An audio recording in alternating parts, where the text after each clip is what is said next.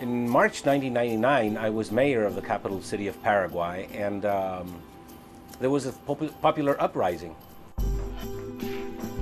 There was a big protest in the central plaza, and democratic forces had assembled there to ask the president to resign because he had violated the Constitution.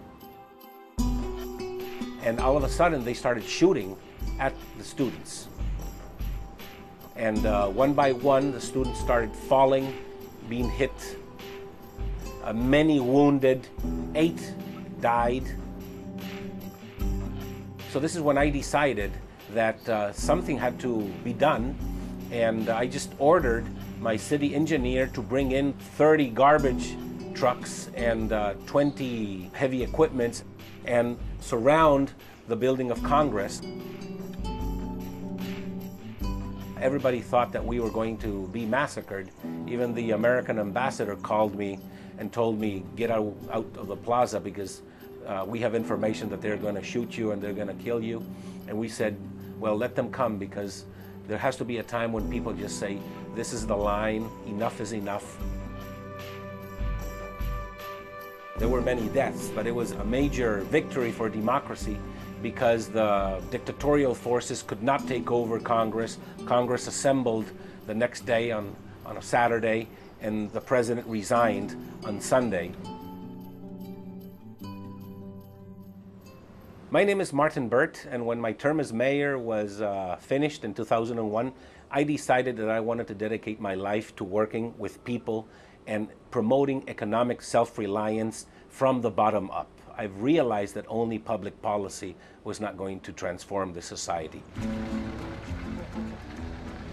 I decided to return to the Paraguayan Development Foundation and continue working with the people, the small people, the poor people, the young, who I believe are the basis of any sustainable change in any society.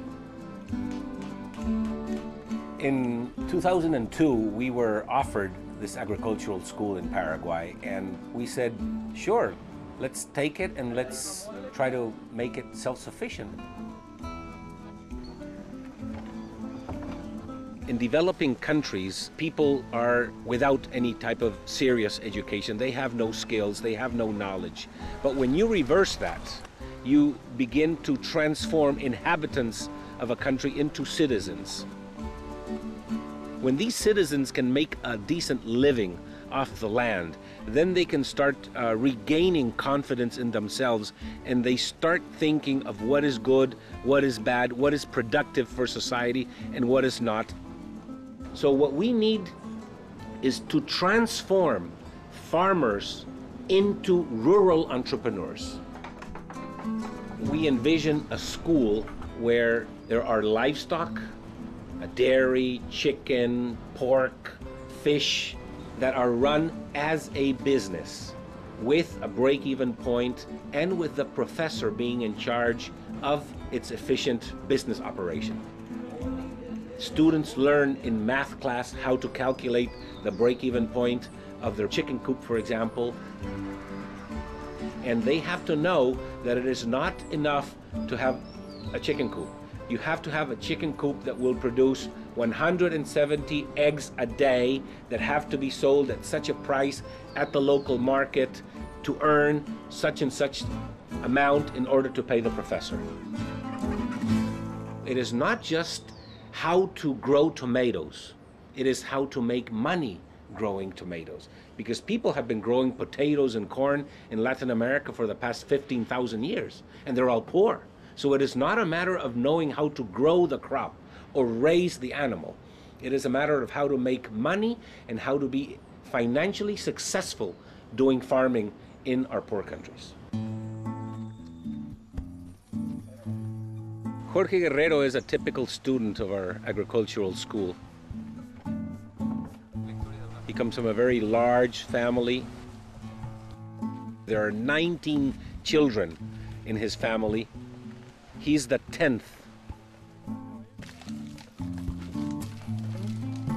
You can understand the lack of opportunities that a child in these circumstances has.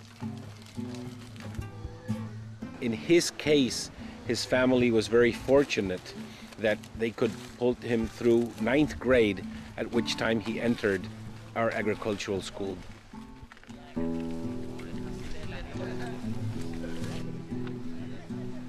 Y nosotros tenemos que producir de lo mejor, en mejor calidad, y el sistema de producción de la escuela es en forma orgánica.